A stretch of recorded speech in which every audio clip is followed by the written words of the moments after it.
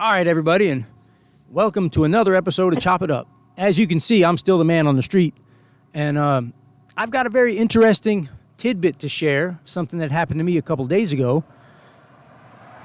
and how I handled it. What a lot of you guys may or may not know is that I am a now struggling personal trainer because the corona economy really makes it hard on a guy. I was in someone's apartment a couple of days ago, and we were discussing his at-home fitness equipment and what I would have to bring, to augment that so he could have a more well-rounded fitness program. And while I was in his apartment, I noticed up on the dresser that he had a pistol, a real live fucking 9mm. And I looked at it and I said, "Hey man, what the hell is up with this?" He says, "Well, I got a card, I got a permit." And true enough, he showed it to me. He had a permit. Well, this is a guy who doesn't know about my situation because we hadn't reached that part of the business relationship yet where I had to tell him. Yeah. I have a certain time when I start asking them for a lot of their personal information is when I give them mine. It's not like when they say, "Hey, I want a trainer." Well, "Hey, I got a murder case," because it doesn't really work that way. No. When we It's not good business. Right. Because so many people say, "I want a trainer," and never call me. I hand out so many free business cards, just like anybody else. But when they're serious about it and we actually sit down and we discuss their goals and timetables and stuff like that, I let them know about my history, and we weren't at that time yet, me and this guy. So I said, "Well, yeah, listen, I got to go because I got to find out how you having a gun here is going to affect my liability insurance, because I have to have liability insurance as a trainer." Yeah. I said, "I'll get back to you." And it was at 6:30 in the evening. So I didn't call my probation officer that day. But the next morning at 9 o'clock, I called him. And I said, "Hey, a situation came up." And I ran it down to him. I said, "What do I do in that situation?" Right? And I found out some very interesting details. Number one, as a probate me, if I am in somebody else's house and the owner of that residence is permitted and legally in possession of a pistol, then there's no problem. He doesn't have to have it on his person. Anywhere in his house, it's his, and I'm okay. It doesn't have to be in a gun safe. Doesn't have to be 2 or 3 steps away, and none of that. But in a neutral area, if he and I are out at a park, in a restaurant, if we're anywhere besides his residence or the permitted carrier's residence, he better be in possession or she better be in possession of that pistol at all times. And if they come to my house, they cannot bring the pistol. Those are the things that I found out, and there's a lot of guys who would just say, "Oh, well, I'm straight." And look, in the end, it turned out that I would have been straight, but it's my responsibility to find out. Ignorance of the law is no excuse, and ignorance of the rules is no excuse. That's right. A VOP is still a VOP, so that was what I did. I have a question.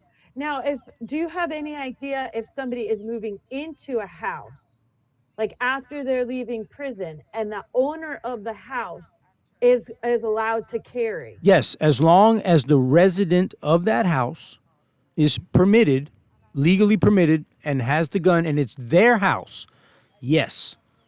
So, say it's now your residence because you're claiming it as your residence.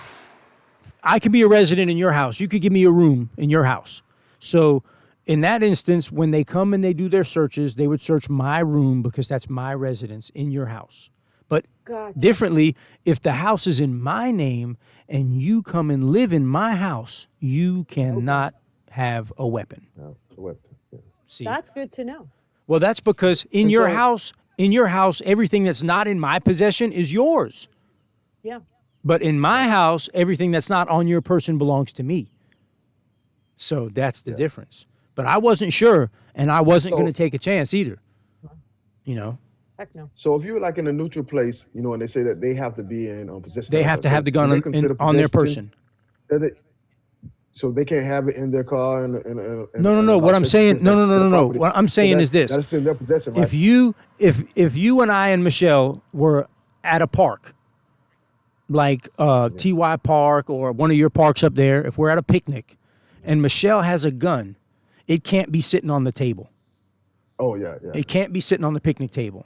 DOC because that's constructive possession for all of us. However, if we were having dinner at Michelle's house, she could have the gun on the table, on the dresser, wherever. It doesn't have to be on her person because everything in her house that we don't possess is hers.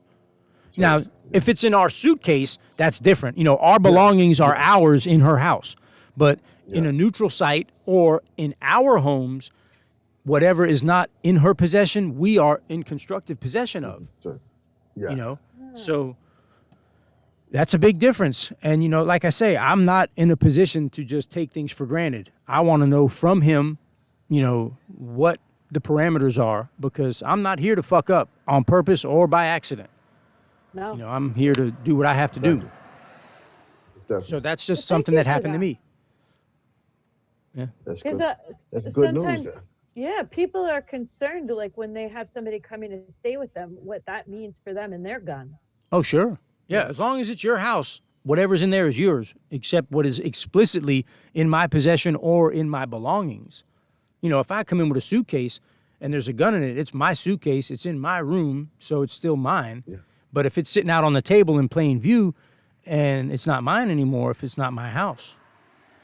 Yeah. You know, whatever's on your dining room table, Michelle, belongs to you.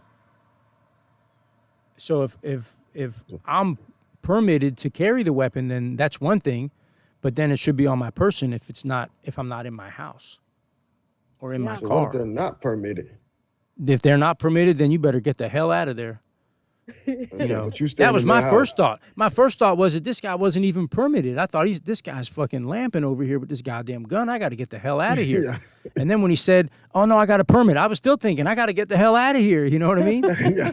So, yeah, So yeah, did that you was ever that get was a back with crazy dude? situation. You know, I was thinking right away. I'm thinking, what the fuck, man? What if the cops come right now? What if this guy pulled some kind of, you know, junkie stunt fucking 2 hours ago, and I'm Yeah. over here at his house, and he's got the And loot they up run under off the in bed, and God knows what else. Yeah. You know, I was thinking right then, I gotta watch the news more often, man. What the hell? Yeah, I mean, my mind You went gotta run a racing, Google man. search for your clients. Yeah, I said I got to get the hell up out of here. I mean, they do it on me, you know, but I mean, I don't mind. Yeah, I don't You mind. can do background checks on your clients. They're I doing mean, they- background checks everybody. Background checks Yeah. for everybody. Yeah, For right. everybody. Get the discount with those Checking on you. verified.com or something, findsomebody.com. But I'll tell you what is funny though, right? What is funny in a not so humorous way is the You got clients less that than 1 minute. the clients that I have lost because I told them about my history and they don't say, okay, man, well, that's not for me. But they say, yeah, man, no problem. Give me the bro hug. But then the next day it's, oh, I hurt my knee or they changed my schedule. I really can't travel like that, you know, and there's all kinds of other reasons. Some of them don't even call me at all. They just disappear. But anyhow, so that's it. Hope my little escapade with the concealed firearm situation helps somebody else out along the way. And again, Yeah, always definitely. reach out to us for anything you want us to talk about or anything that you may want to know about. And if you have any problems with the DOC, please contact us because we're always here to help you and your loved ones. And always think about reentry for your family members because most guys get out of prison even if they don't think they're gonna. So Yeah. there you go. Our All right. contact information will be in the description. See ya.